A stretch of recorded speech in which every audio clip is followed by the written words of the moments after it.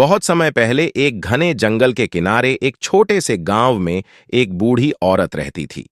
उसका नाम था वासना, लेकिन गांव के लोग उसे चुड़ैल कहते थे।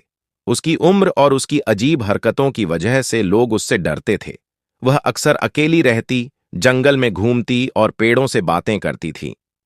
गांव वालों का मानना था कि वह जादू टोने में माहिर थी और अपने काले जादू से किसी भी व्यक्ति को नुकसान पहुंचा सकती थी। एक दिन गांव में एक बच्चा अचानक बीमार पड़ गया।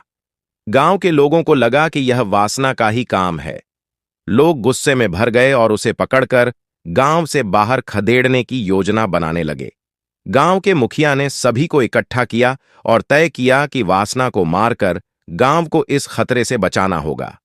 रात के समय सभी लोग मशालें लेकर जंगल की ओर चल पड़े। वासना अपनी झोपड़ी में बैठी थी जब उसने गांव वालों की आवाजें सुनी। वह समझ गई कि उसका अंत नजदीक है। गांव वाले जब उसके पास पहुंचे तो उसने उन्हें रोका और कहा, मैं चुड़ैल नहीं हूं, मैं तो इस जंगल की रक्षक हूं। तुम्हारे बच्चे की बीमारी का कारण यह जंगली जड़ी बूटी है जो उसने गलती से खा ली। मैं उसकी मदद कर सकती हूं।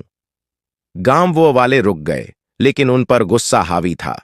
उन्होंने उसकी बात पर यकीन नहीं किया और उस पर हमला कर दिया। वासना ने आखिरी सांसों में कहा, तुम्हारा शाप यही है कि तुम सच्चाई कभी नहीं समझ पाओगे।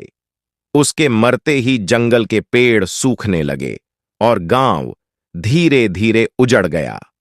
कुछ सालों बाद लोगों को एहसास हुआ कि वासना चुड़ैल नहीं, बल्कि जंगल और गांव की रक्षक थी।